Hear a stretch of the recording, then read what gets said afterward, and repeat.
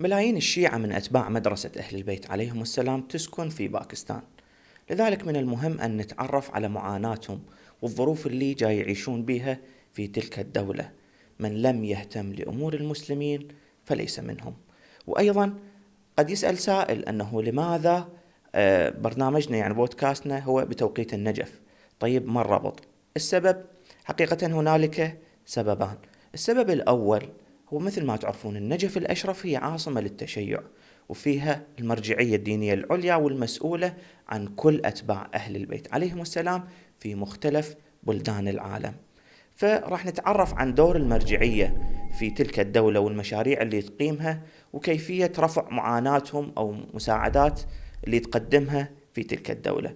والسبب الآخر هو اسم ضيفنا العزيز جناب الشيخ أنور علي نجفي، وكيل المرجعية الدينية العليا في دولة باكستان. حياكم الله شيخنا، أهلا ومرحبا، سلام عليكم. وعليكم السلام ورحمة الله وبركاته. إن شاء الله. حياكم طبعا الله. سماحة الشيخ هو أحد أساتذة البحث الخارج في باكستان، وأيضا وكيل المرجعية الدينية العليا مثل ما ذكرنا، وأيضا مشرف على عدة منظمات ومؤسسات ومدارس اللي أقامتها المرجعية أو اللي ترعاها المرجعية، وأنشطة مختلفة يديرها في تلك المنطقة.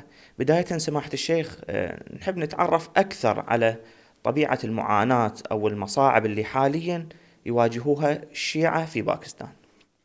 بسم الله الرحمن الرحيم. أولا نشكركم الله يحفظك على هذا البرنامج بتوقيت النجف. الله يسلمك. والحمد لله نحن أيضا بتوقيت النجف. كل ما عندنا في العالم في باكستان أو في أنحاء العالم هو بتوقيت النجف. ومن النجف وهو من أمير المؤمنين علي بن أبي طالب. أحسنت. هو يقول وينحدر عني السيل. وكل هذه الفيوزات نحن أو حتى كل إنسان يمتلك هو من علي بن أبي طالب، وخصوصا الشيعة وكل ما يمتلك هو من النجف. نعم، العفو شيخنا. بداية أحبتي، طبيعة الأسئلة راح تكون باللغة العربية، وسماحة الشيخ راح يجاوب باللغة الإنجليزية حتى نقدر نوصل قدر الإمكان هذا الصوت ويفهموها الأخوة هناك في باكستان وباقي الدول اللي ما يتكلمون اللغة العربية. وحقيقة هذه فرصة طيبة أنه حصلنا سماحة الشيخ بعد أن زار مدينة النجف الأشرف حتى يعني نتعرف أكثر عن هذا الموضوع. بل سماحة الشيخ تفضل. For our audience, I will translate you this last two sentences. They want me to speak in English and they want to reach out to the international audience.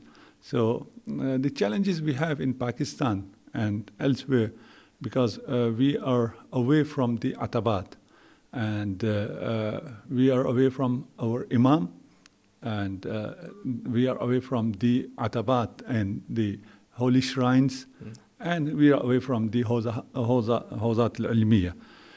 So this is a very big challenge for the Shias around the world. Alhamdulillah, nowadays it's the communication became easier and we can come to Najaf and we are now connected with Najaf. Otherwise, some year previously, there was a big problem in the Shia community. The uniqueness of Shias is marja'iyat, the centralized fatwa and the leadership and the institution we have. But the problem, we are away from this institution and there was very little linkage. And Alhamdulillah, the system we have, the central position of marja and the العلمية, and then the representatives of marja, they have linkage with the people there.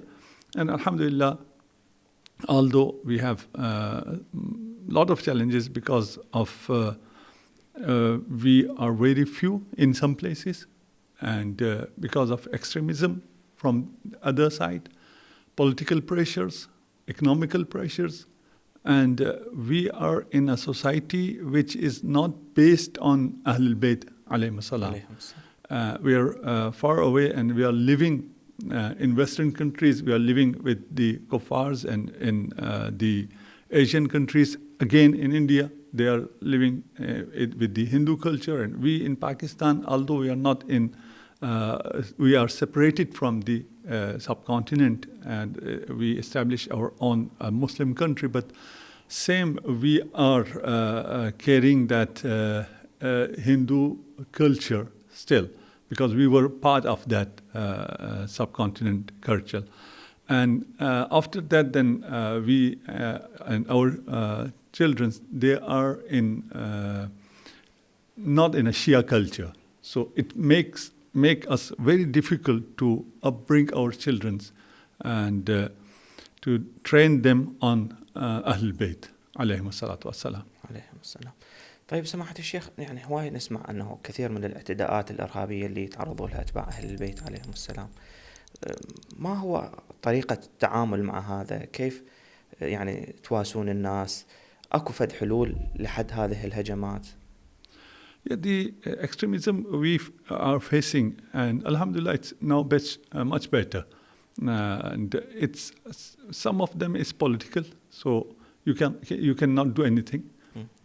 It's from enemy, and some of them is because of our behavior, and some of them is because of the misunderstanding they have. So what we can do, we can rectify that misunderstanding by telling them what is Shiaism, by introducing them, by giving them, and alhamdulillah, after the media, before it was very difficult, and they were saying negative propaganda against Shiaism, and all kind of propaganda, one cannot repeat those propaganda. And our children, they are asked every day why you are worshipping like this, and why you are believe this, and why you are doing that. But what we can do, we can promote the teaching of Ahlul Bayt alayhim salam, and by promoting teaching of Ahlul Bayt alayhi salam, not only you can eliminate the extremism, but you can introduce this beautiful maktab, school of thought, to others, and alhamdulillah, thousands of people, they are accepting now and coming towards Maktab Ahlul Bayt alayhi salatu wasalam, the Shia school of thought, and they are becoming Imamiyya all over the world. And you are seeing it in Arab countries as well, and in our country, subcontinent, and maybe in Europe and America and other elsewhere. Alhamdulillah, people are now joining the Maktab Ahlul Bayt, and it's helped a lot. الحمد لله. نسأل الله تعالى أن يفرج عن كل المؤمنين ويرحم الشهداء ويعافي الجرحى. شيخنا الحبيب، حضرتكم كوكيل المرجعية الدينية العليا أو كأحد رجال الدين في باكستان، ما هي الأعمال التي تقومونها من أجل رفع معاناة الشعب الباكستاني وخصوصا شيعة أهل البيت عليهم السلام؟ Yes, what we can do, where our resources are very few, limited, and we cannot do much, but what we have done is education, in the field of education. If you are educated, you can survive nowadays, otherwise you cannot. Other is you should be strong in your beliefs, and your generations, they should know their deen, their beliefs, their aqaids. And alhamdulillah, we have worked on it, and we got the results. And we should help the victims. And I want to mention Parachinar nowadays. It is surrounded by the enemies, and it's a I can say that in this modern world, it's a blackout, and from 6 months, no one can reach and no one can get out of that area. And it's very strange that in a country where it's an atomic country and it's a powerful regime over there. They can control everything, but still we have facing such a problems. Otherwise, alhamdulillah, other parts of Pakistan, from the security point of view and extremism, it's now, alhamdulillah, much better. And what we have done in the crisis, we reach out to the people, Sunni and Shias, without any differentiation. For example, in earthquake or flood, we help the needy, regardless he is Shia or Sunni or Muslim or non-Muslim. And this helps us a lot to protect the Muslims and Shias. And we are trying to educate our own society and educate others as well. We have schools, a school system, and where we have more than 80 schools all over Pakistan, more than 25,000 students, mostly mu'mineen, because we opened the school in the area where we are in majority. But others, they can come, it's open to all, and they can see what is the real Shiaism, because there is one thing is there is a propaganda against Shiaism, and other is the Juhala from within our sect. They present the Shiaism in a wrong way, or they are Ghali, or they are Muqassirs. They are not on the right path. They are not linked with the Marja'iyat and Almiyah. So they are not Shias in true meaning. So we should introduce, and now alhamdulillah, the general public, the Pakistanis and elsewhere, they know who is Shia and what is the beliefs of Shia and how are they. They are not extremists. They are away from all these kind of things, and they are really very peaceful. Alhamdulillah, the ulama in Pakistan, they have done a great job in this regard.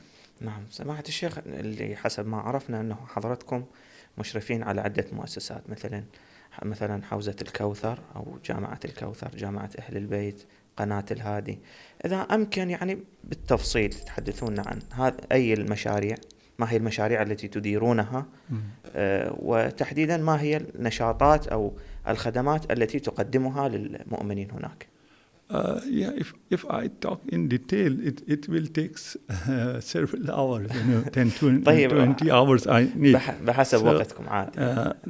I will summarize, and for that I have to see here to be very precise. So we can divide it into categories. One is religious education, and other is the formal education or complementary education. In the religious education, we have madaris, Hawzat Almiyah, and we know that in Madrasa Almiya and Hawza, or the religious institute, the student, they came and they study the Arabic and then fiqh and usul and Quran, aqaid, tafsir, things like that. For that we have, while I'm saying we have, I want to clarify this as well. We have done, it don't mean that Shias in Pakistan have. When I say we have, it means the work which is done by my father, my late father, Rahmatullah alayh.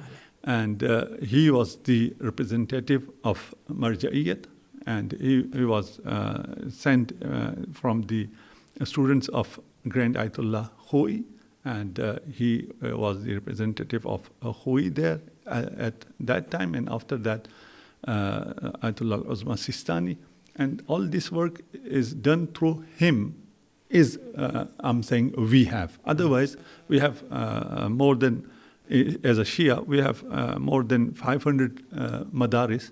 But while I'm saying we have, so we means this institution, we have 30 madaris, madaris Almiya, and in that we have students, I think 3,000 students, and after completing their basic education in other madaris, before they used to come to either Qom or Najaf for their higher studies. So this Jamiat al-Kawthar is a religious higher studies center where they can get the Sutuha Ulya, you call it here, the higher religious education, which was given before only in Qom and Najaf and elsewhere, like Qom and Najaf.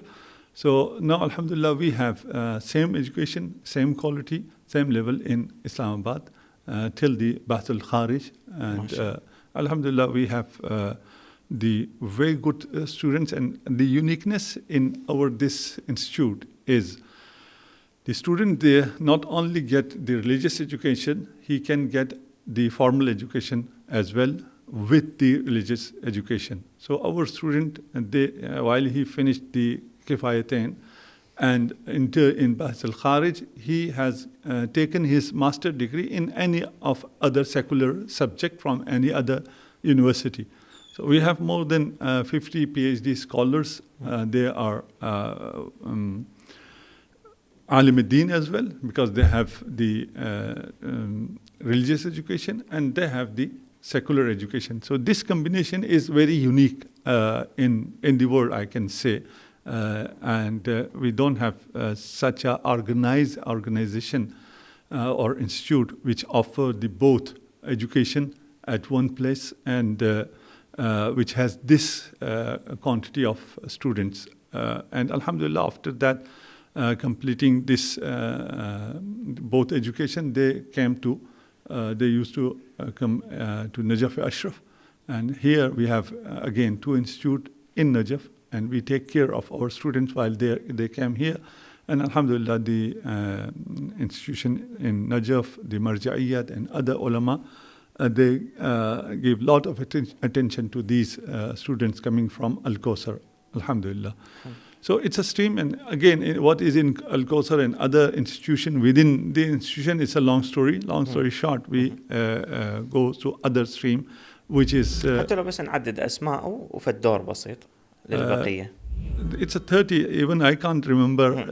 جامعة أهل البيت أيضا؟ إيه. بلي. جامعة أهل البيت، جامعة مدر الإيمان، كلية أهل البيت، مدرسة المهدي، مدرسة بنت الهدى، مدرسة حفظ القرآن. طيب غير التعليمية. غير التعليمية. نعم. أكو مثلا إنسانية، أكو مثلا أو. يعني this was the contemporary education. This was the religious education. So all of these are religious education. And while when he comes to Jamiat al-Kawthar for a higher religious education, with that he can get any degree in Arabic literature, in IR, international relation, in education, in economics, any. And alhamdulillah, we have our students nowadays in America, in China, and other countries. They are either serving in universities as professors or working there in their postdocs and others. And in every university, when they go as a student or as a teacher, all the people, they know that this man is Rajul Deen. Although he has the degree and is a doctor, but his identity is a religious scholar, Rajul Deen. If we come to the contemporary education, the other part of our educational activity is a school system, and it begins from the nursery, just from the early education, and from class 1 till the higher secondary, and then colleges. We have 80 institutions, out of which 20 colleges. Rest 60 is either primary and higher secondary schools. And alhamdulillah, now we reached to a level where we are going to establish a university with a proper charter from the government, where we can award degrees and we can design our own course. Alhamdulillah. In Pakistan, there was education was in the government sector. Its domain was government, and government was providing education to the public. Some 20 years ago, the government turned the policy and took a new policy that private sector should enter in the education field as well, and they can provide education. And the government education now, they have the infrastructure, they have the schools, but the quality drops because of these private sector schools and colleges. So every other sect and every other society, they build their own schools, their own system to establish their nations, their followers. But unfortunately, there wasn't any attention on to this topic from us, from Shias. So Alhamdulillah, it's some 30 years back, my father, he took a step and he started establishing these schools.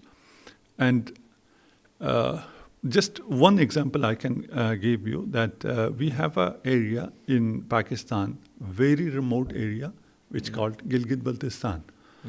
And 30 years back, there wasn't any good school, and the literacy rate was very low.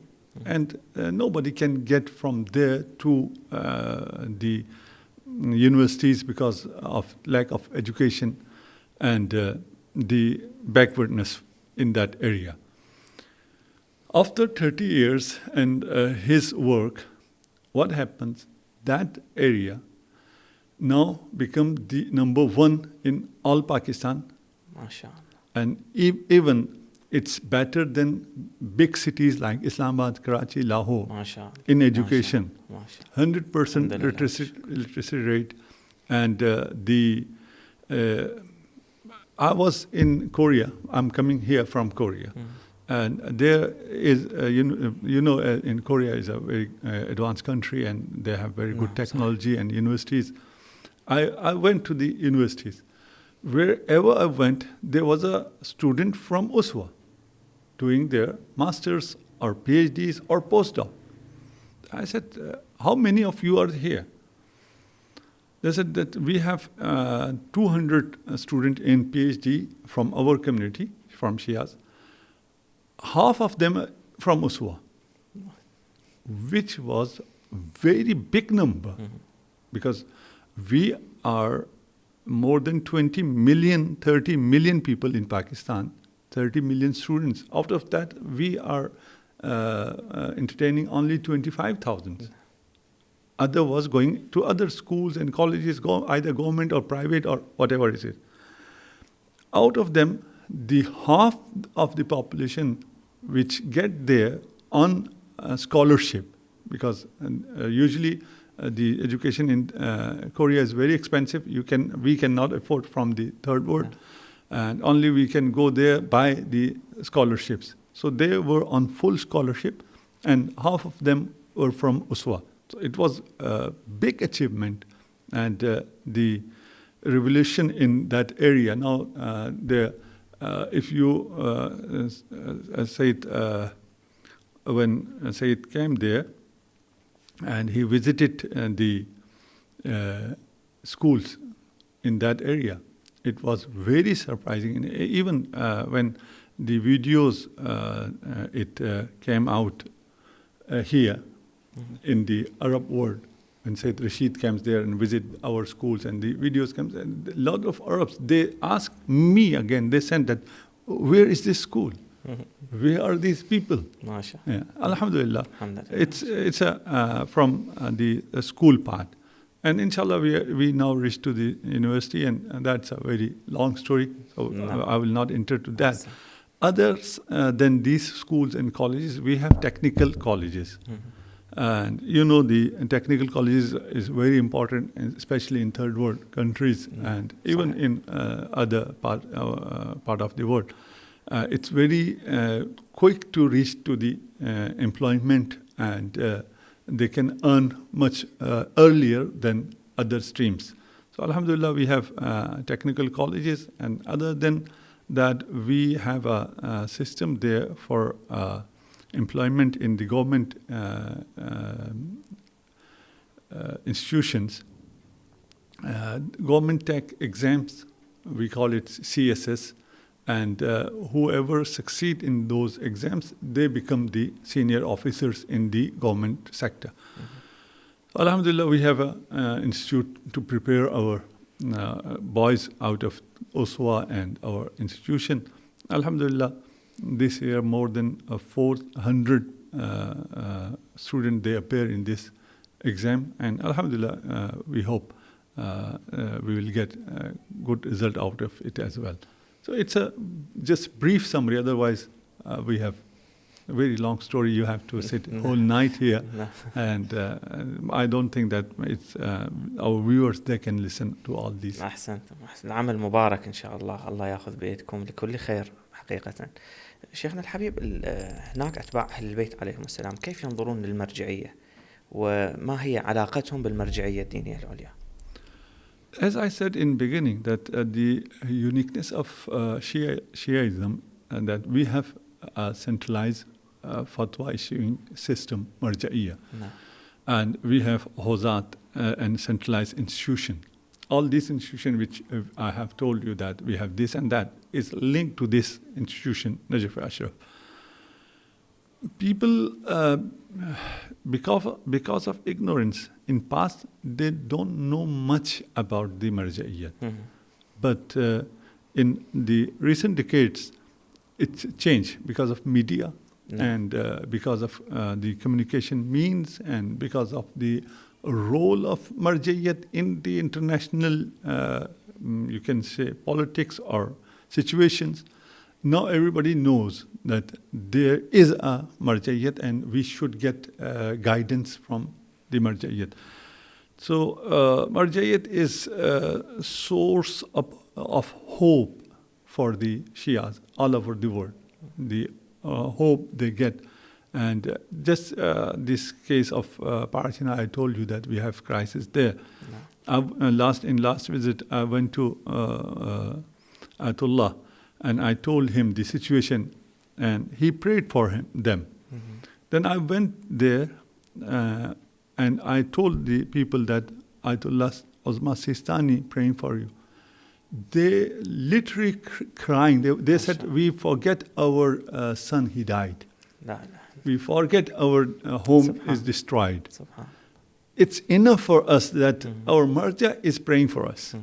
الحمد لله. نسأل الله تعالى أن يديم ظله ويحفظكم إن شاء الله شيخنا الحبيب.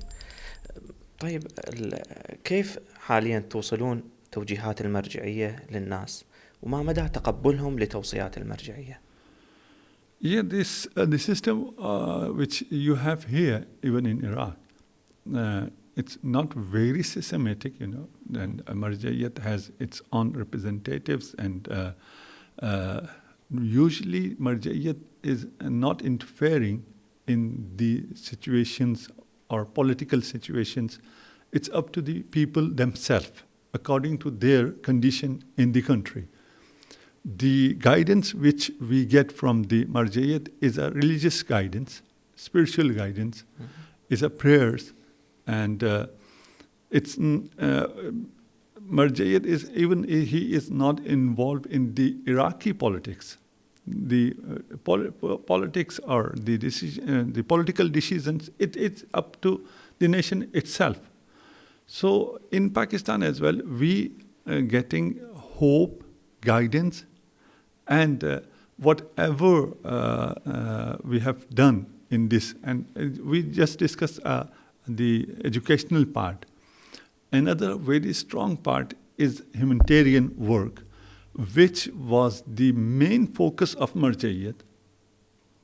Reach out to these poor people, help them. These people in crisis, go and help them. It was the main emphasis of Ayatollah, and Alhamdulillah, his ukalas and the ulama, they are in touch with Hawza. Hawza is taking guidance from Marja, and by this channel, from Marja to Hawza and the ukala, and from there to ulama, from there to people. Alhamdulillah, it reached to them. الحمد لله وشكر. شيخنا يعني تكلمنا بالبداية عن الحوزة في باكستان. إذا نطلب منكم يعني بشكل دقيق، كيف تقيمون حاليا الحوزة والدراسات الحوزوية في باكستان، وإلى أي مرحلة هي واصلة بالضبط؟ Yeah, level, I have told you that we have till درس الخارج, بحث الخارج, we have, you can say, but we have very few institutions which they are offering بحث الخارج. Mainly they are 4-year madrasa, which you can say that they enter to fiqh and usul, lum'a and usul muzaffar, till there, majority of other our madaris is till there. But we have to work very hard. It's this part I'm not saying for our audience in Pakistan, the general audience. It's for us, for ulama and for the العلمية, that we should work very hard on these madaris. It's very important because whatever we have in Pakistan or wherever, the people, whatever they have, the beliefs and the aqaid and the ahkam, all is because of these madaris. And alhamdulillah, madaris are doing very good. They are doing their job, but there is need to improvement in the education, and not all the madaris is in a very good condition. We are lacking teachers and the system and teacher training and the funds to provide quality education. We have these. We have the challenges, but alhamdulillah, the teachers we have there in most of the madaris are very good. The quality is very good, and a student from Pakistan, when he came to Najaf and sat in the examinations, which is held by the here Lujna in Najaf, they get very good numbers, which means that the standard of education in Pakistan is acceptable. أحسنتم. بالآونة الأخيرة أو بالوقت الحالي يعني عالميا نلاحظ كثير من الفتن أو الانحرافات سواء الفكرية أو الأخلاقية، وأكيد يعني شيعة باكستان وخصوصا الشباب أيضا يعانون من انتشار هذه الأمور. كوكلاء المرجعية الدينية أو كرجال دين، كيف تواجهون هذه الانحرافات؟ Yes, it's because nowadays we are living in a global village, so it is everywhere. And we have done a lot on a different scale. One of them is media. And as you mentioned in the intro, there was a Hadi TV, which is working from last 20 years, more than 20 years. Then social media channels. We ourselves have dozens of social media channels, different channels for different audience, and publications, which is very important. Although we have the electronic media, but still we need the print media. And in the past, the importance of print media was that was the only media. And we have conferences, seminars. It's a long story again, how we organize these conferences and with some very specific strategies. I don't want to enter into those, otherwise I have to explain a lot. And other than that, we have tabligh through majalis, mahafil, muharram, ashura, Ramadan, shahrullah, and other occasions, Ghadir and Sha'ban. So we have a lot of these, you can say, opportunities to reach out to our people. And we established an institution for atheism, because nowadays it's a big problem. Alhamdulillah, my late father, he established an institute to fight atheism, and alhamdulillah we have worked a lot in that part as well. And the main thing is you should have preachers. They can talk to the people in their language, in the language of the day, And Alhamdulillah, Jamiat al-Kawthar, and we were very successful in this part as well. So we, in this recently, the Ramadan Shahrullah, we sent more than 500 muballigh to different parts.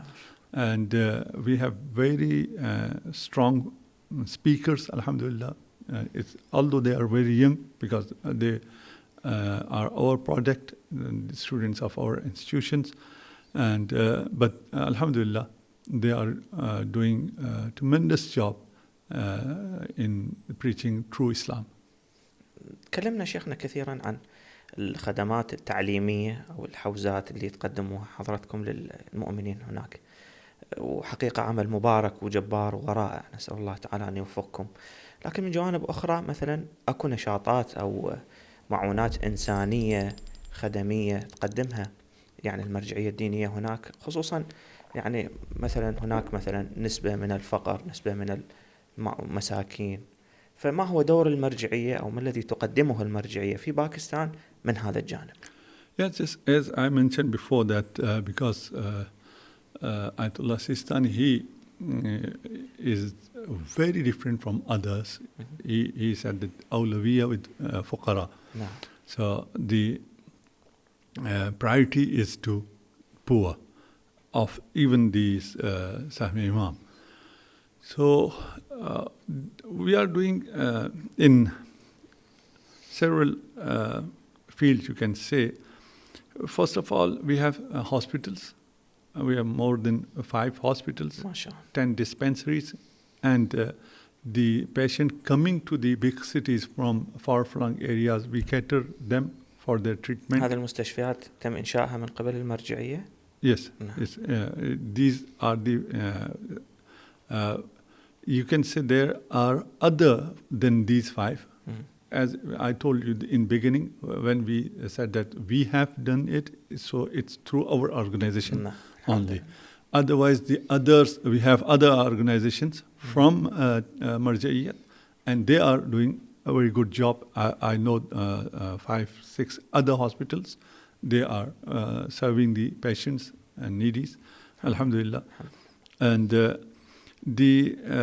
when the earthquakes struck in 2005, Pakistan, there was a huge, just you can say, same like this earthquake nowadays in Thailand and Burma. So the same earthquake was in Pakistan, and thousands of people died in that earthquake.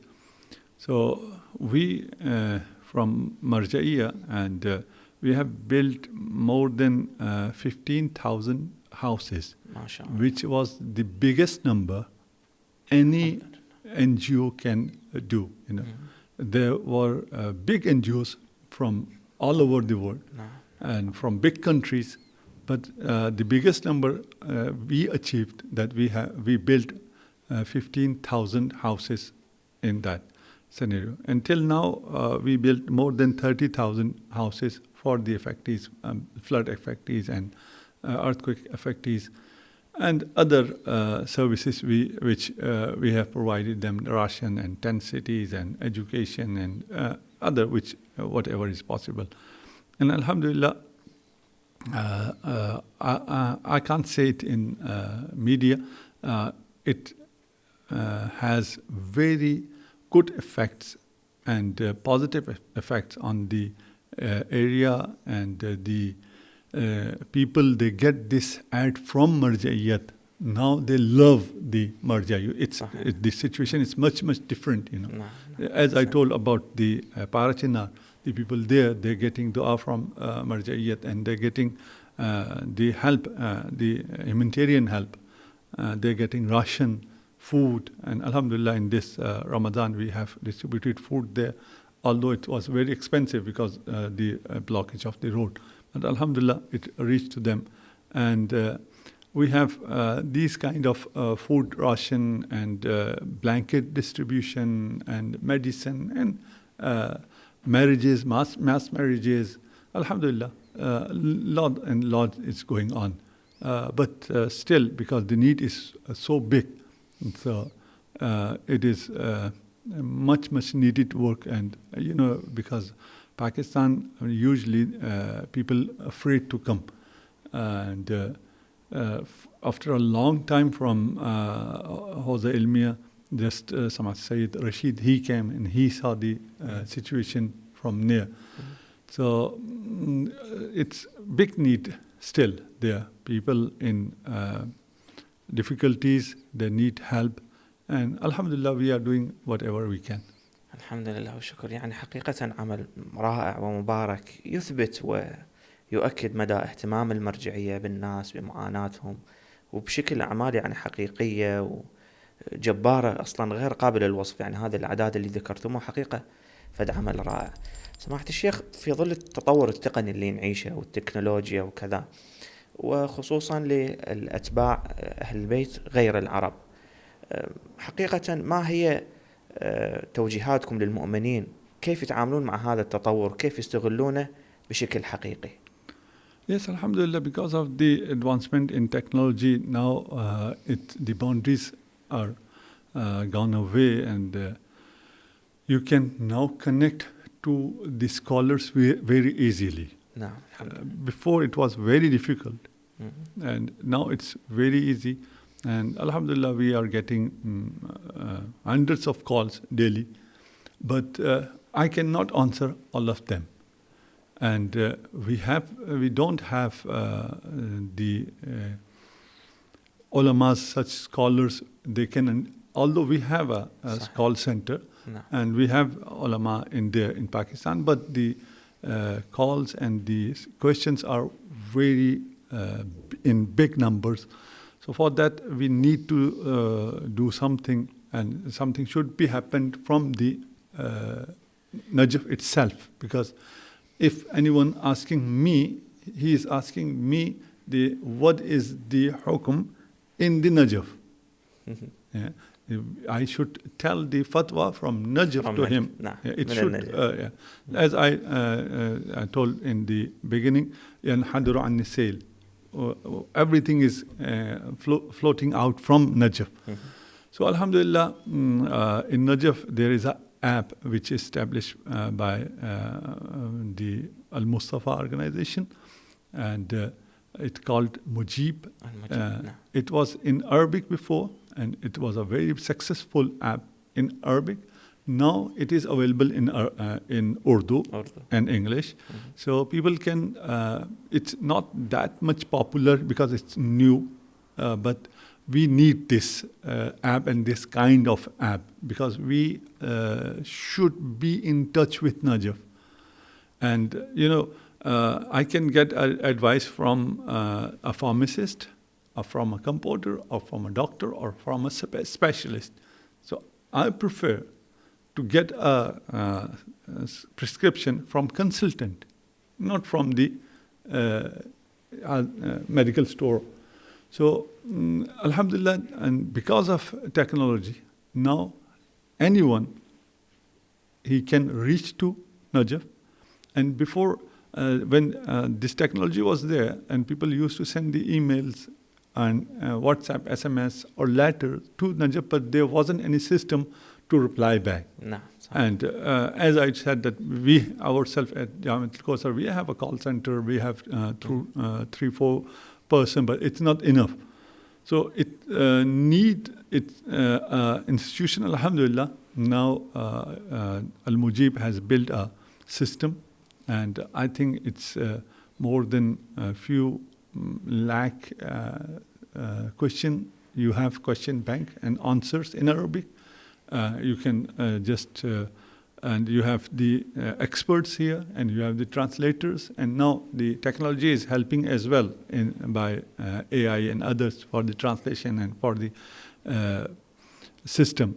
So I request all the viewers to introduce yourself or to others this app, and if it is possible for your team to in the screen you can show the link, because I myself I have the app on my mobile, but I don't know the it's a mujib.com, or I don't know on the internet, or Al-Mujib. You can just write down Al-Mujib. You can have this app إن شاء الله. نعم شيخنا الحبيب، في ختام هذا اللقاء المبارك، حضرتكم وكيل المرجعية العليا ومطلع اطلاع كامل يعني على معاناة الناس، فوصية أو رسالة تحب تقدمها لأتباع أهل البيت عليهم السلام في العالم كشكل عام، وفي لشيعة باكستان بوجه خاص.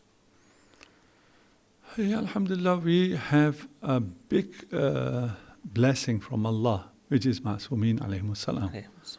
And because of Ma'sumin, we are on the right path.